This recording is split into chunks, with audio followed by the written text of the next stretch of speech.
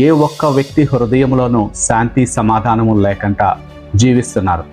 అవును, అప్పుడే తల్లి గర్భంలో పుట్టినది మొదలుకొని ఈ లోకాన్ని, ఈ శరీరాన్ని విడిచి వెళ్ళే క్షణం వరకు ఏ ఒక్క వ్యక్తి హృదయంలోనూ శాంతి లేకుండా, సమాధానం లేకుండా చేస్తున్నటువంటి శక్తులు ఈ లోకంలో చాలా ఉన్నాయి. ఈ లోకాధికారి అంటే అపవాది, సాతాను, వాడు అబద్ధికుడు. ప్రతి ఒక్కరి శాంతిని, సమాధానాన్ని దొంగిలించడానికి వాడు వచ్చాడు. దొంగతనానికి, హత్యకి, నాశనానికి వచ్చాడు. యుద్ధాలు, సునామీలు, భూకంపాలు, మర్డర్లు, మానభంగాలు, మోసాలు, ఇంకా అపవాది అనేకమైన విధాలుగా పనిచేస్తూ ఉన్నాడు. రోగము, వ్యాధి మనకు సమాధానం లేకుండా చేస్తుంది. అప్పు, ఆర్థిక ఇబ్బంది మనకి సమాధానం లేకుండా చేస్తుంది. అశాంతి మన హృదయాన్ని పాలిస్తుంది. వీటన్నిటికీ ఆత్మ సంబంధమైన అనేకమైన కారణాలు ఉన్నట్లుగా బైబిల్ తెలియచేస్తుంది.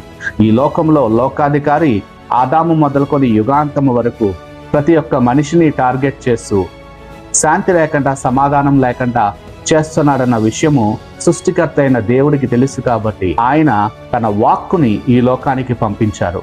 ఆ వాక్యానికి ఒక శరీరాన్ని ధరింపచేసి సమాధానానికి అధిపతిగా ఈ లోకానికి పంపించారు. ఈ లోకాధికారిని జయించినటువంటి యేసుక్రీస్తులో మాత్రమే మనకి సమాధానము ఉన్నట్టుగా మనము బైబిల్ గ్రంథంలో చాలా క్లియర్గా తెలుసుకుంటున్నాం. ఆది నుంచి ఇప్పటి వరకు, యుగాంతము వరకు ప్రతి ఒక్క మనిషిని వేధిస్తున్నటువంటి, శోధిస్తున్నటువంటి అపవాది నుంచి రక్షించడానికి వచ్చినటువంటి ఈ రక్షకుడైనటువంటి యేసుక్రీస్తు మాత్రమే సంపూర్ణమైనటువంటి సమాధానాన్ని మన హృదయంలో స్థిరపరచగలరు.